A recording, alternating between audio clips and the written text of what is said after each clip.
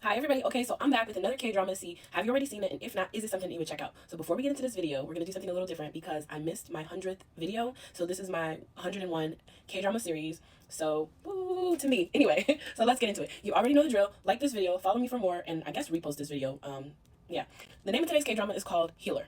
This K-drama is a show about a man who essentially lives in the shadows, and he goes by a code name, Healer. He seems to help people out for a fee, and he's also pretty skilled in combat. One day he gets tasked with an assignment to find a woman or a girl. As the series is going, they really don't tell us what the name of the woman is, but we kind of see like an altercation occur between the two of them in like a restroom, and he ends up kind of like clipping her nails and sending them in for DNA verification just to find out if she's the missing woman that they are currently looking for. Now, on the other hand, there's a woman named Cheong-shin, and she was supposedly abandoned by her family, and her adopted dad is a lawyer who also runs a cafe. Now, this cafe is pretty unique compared to a lot of other cafes in the area. All of the former convicts that her father helped defend, as soon as they're released from prison and they're, looking for a fresh start in life, they all reach out to him, pretty much to say, thank you so much for defending me. And he offers them the opportunity to work at this cafe. These same convicts, they end up teaching young Cheong-shin many of their skills that landed most of them in prison, and one of them being pickpocketing. This entire cafe, it's actually pretty cute because they essentially declare themselves as her uncles. So I was just like, oh, that's so adorable. As a result, she grew up extremely nurtured,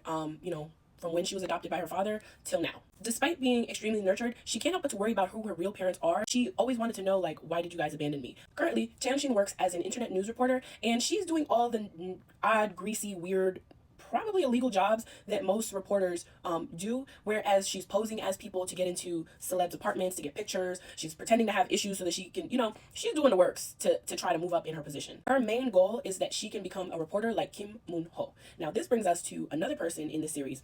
His name is Kim Moon-ho, and he is seen trying to snoop into the incident from over a decade ago that involved his older brother, the older brother's wife, and 3 others. As a result of this incident, his niece is unalived. Kim Moon-ho is having a really hard time, kind of like believing that she's really gone. And so he's been getting all of these DNA tests done on multiple people trying to find her. One day, a DNA sample sent over by Healer matches to his sister-in-law, and so he starts snooping into this girl's life. This girl is none other than Cheong-shin. After discovering who she is, it appears many people who are involved in the incident are also trying to make sure that she stays dead. It seems they're all really scared of what her being alive could potentially expose. This is where Healer gets tasked with protecting her. It leads us to ask these questions. What was the incident that happened all those years ago?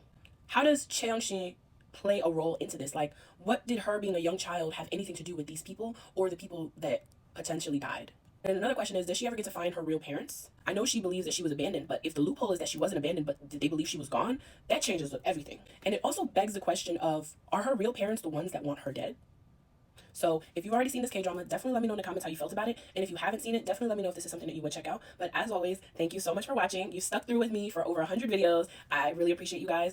I do have a YouTube page that I am, kind of getting up there. I have an Instagram page because I know a lot of people that enjoy K-dramas don't use TikTok or are hesitant to download TikTok. So you can definitely find me on Instagram and on YouTube. I have my tags listed. It's always at the bottom, well, my bottom left, okay?